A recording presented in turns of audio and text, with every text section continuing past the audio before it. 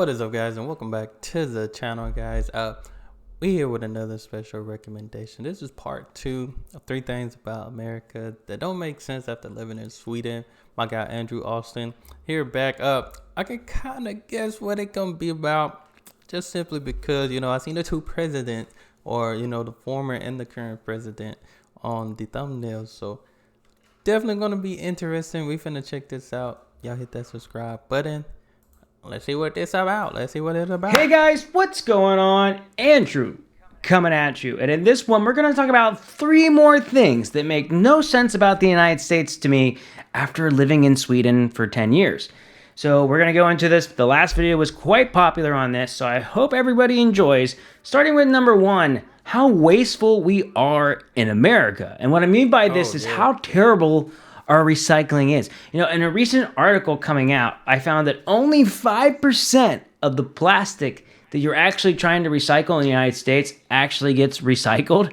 What? And a lot of times we put all our recycling in like one bin, so it's like such a major issue to recycle. I always go back to that's weird, because we have a trash bin and a recycle bin, and they come pick it up. Or it's like 2 trucks that come pick up both different, bins and stuff like that. It ain't just they dumping both just in one bin just because they're at the side of the road. Like, I thought they would use that for something, because everybody, even at least in my neighborhood, everybody put their recycle bin by the street. So, and like I said, it's a separate truck. Huh. That's interesting. That is interesting to know what we're doing with recycling. And all I see are like trash cans. Like if you go to Europe, you're going to see like trash cans for trash cans for plastic, for bottles, and it's very well organized. And it's just the standard quote. You go anywhere and there's just recycling. Any building, they got recycling. But in the United States, it's trash. And then you do some recycling at home. You have one recycle bin. And here, we're one of the biggest contributors to the stuff in the environment. And this is just a really simple, easy thing to fix. And although maybe we don't need to recycle everything, I think when it comes to like aluminum, glass, then that makes the most sense to recycle. Yeah. And another thing they do in Europe is it's really easy to just take an aluminum can and turn it back in. Every grocery store you can return your aluminum cans to, and your plastic bottles to. And because of it's such an easy way to recycle, because you're already going to the grocery store, that Sweden, they do a great job.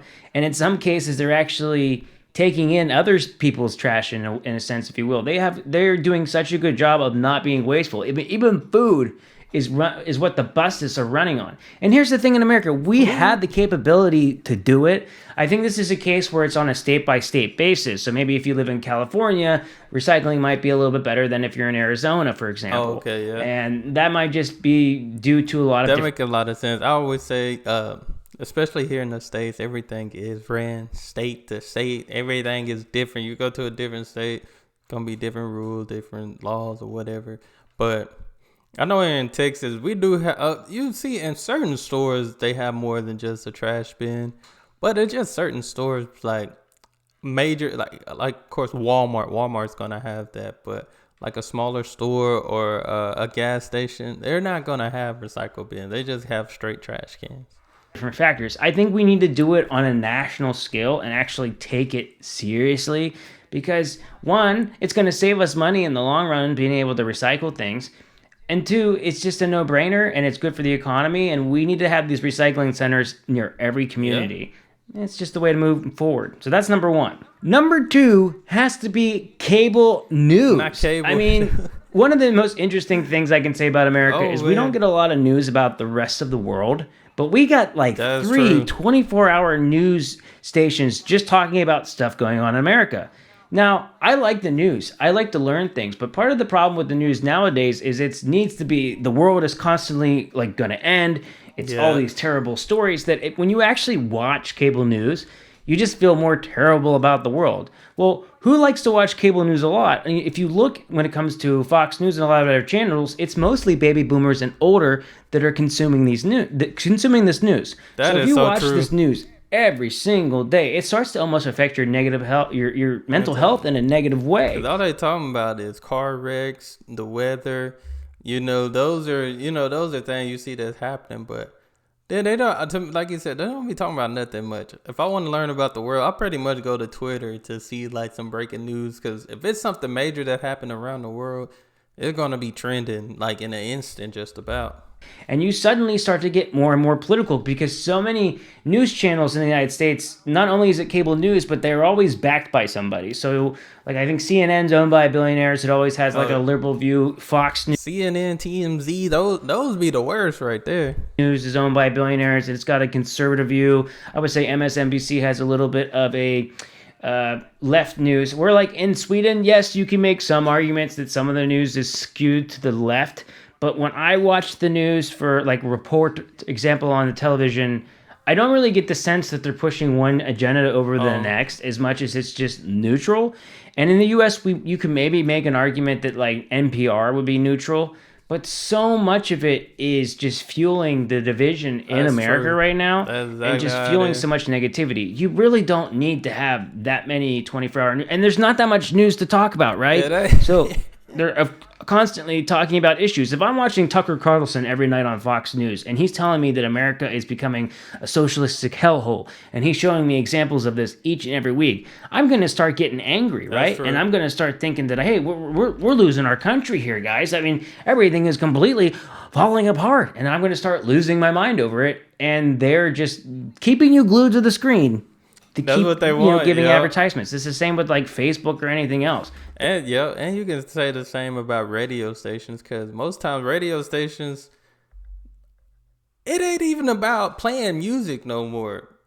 You can listen to a radio station most times. They play a couple of songs, and they're playing the same songs on. They have the same 2 or 3 songs on rotation. First of all, radio station, at least down here, you hear this. I heard this one song. It went to another song. Then they played the same song again. I'm like, did they realize they just played the same song within like 10 minutes? It's crazy, but radio stations are the same. They have people call in. They ask questions, have people call in, on certain, I wouldn't say just controversies around the world. Just sometimes it's interest. Sometimes, but you might as well say radio stations can be the same. Sometimes they don't have nothing to talk about. So they find interesting questions to ask the public.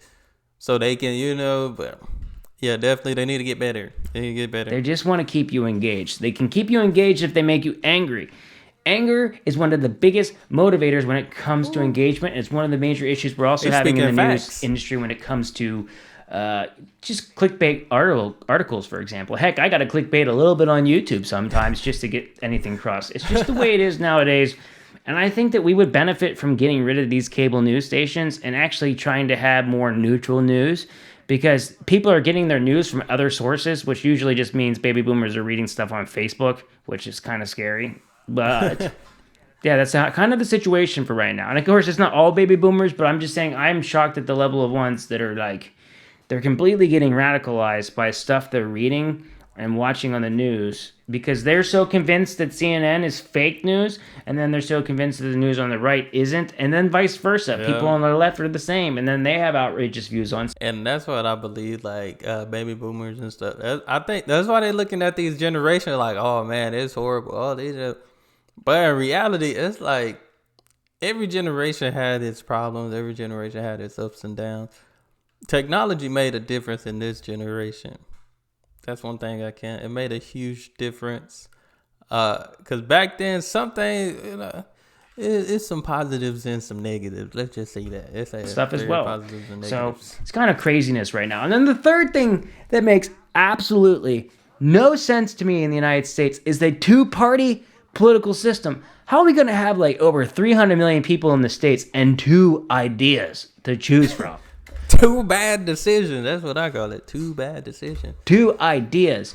And so many of the ideas, you're on one side or on the other side. And you have to have very strong opinions on both. Yeah. And you have to be very angry all the time. And the other person, they're a bad person. And, I can't tell you how many family members have like split apart because it's always been a little bit divisive. But can you imagine what an America we would live in if we had like 4 major political parties? Like a far right, a right, a center party even, a left, and a far left. 5 parties. Boom. I just said it right there. 5. We should have at least 5. We shouldn't have like two parties having this much power where like if one party gets involved, like all these laws are going to massively change, and then vice versa, and then back and forth constantly all the time. It is destroying America. And then most of it is being funded by corporations. It's like we're fighting with each other, and you know, corporations and big companies. And I still remember when Trump got elected. That was the most that was probably the most I ever seen the country divided, and just like he said, family split, everybody mad at this person.